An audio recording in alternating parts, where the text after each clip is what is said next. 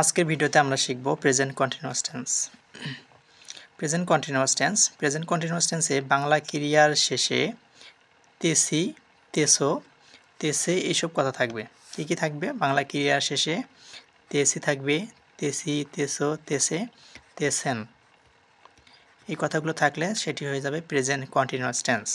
আর present continuous টেন্সের গঠন প্রণালী হচ্ছে সাবজেক্ট থাকবে এবং সাবজেক্টের অনুযায়ী এম ইজ আর বসাইতে হবে এবং ভার্বের সঙ্গে মেইন ভার্বের সঙ্গে আইএনজি দিতে হবে।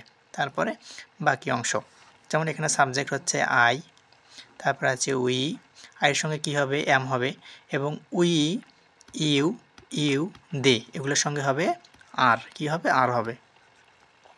এই ইউতে হতেছে সিঙ্গুলার ইউ, ইউতে হচ্ছে তুমি, তুমি, আর এই ইউ হচ্ছে প্লুরাল তোমরা। দে মানে তারা বা তাহারা। তারপরে যে শি, হি, ইট এগুলোর সঙ্গে হবে ইজ, অর্থাৎ থার্ড পারসন সিঙ্গুলার নাম্বারের সঙ্গে হবে ইজ হবে। আর সেকেন্ড পারসনের সঙ্গে বেসিক্যালি আর হবে, আর থার্ড পারসন প্লুরাল হলেও এর সঙ্গে হবে আর। তারপর মেইন ভার্বের সঙ্গে আইএনজি যুক্ত হবে। যেমন আমি যদি এখন বলি যে আই অ্যাম, এর নিচে লেখা আছে I am seeking A job, আমি একটি চাকরি খুঁজছি বা খুঁজতেছি, আমি একটি চাকরি খুঁজছি বা খুঁজতেছি।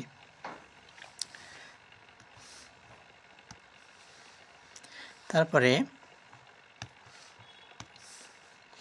হি, এটা হির সঙ্গে কী হবে? ইজ হবে। হি ইজ ড্রাইভিং এ কার, সে একটি গাড়ি চালাচ্ছে বা চালাইতেছে।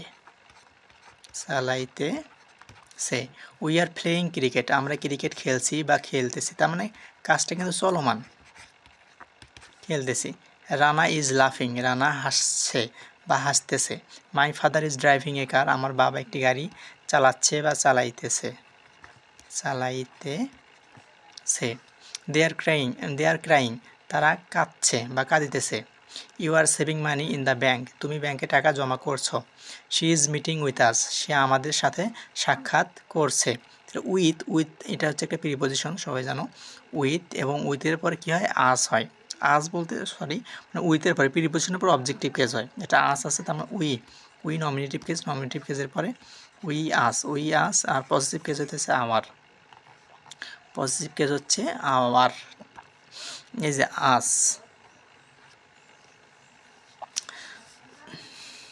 আশা করি বুঝতে পারতেছো।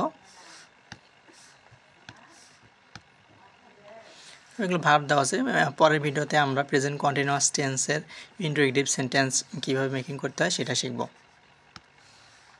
Thank you so much for watching this video.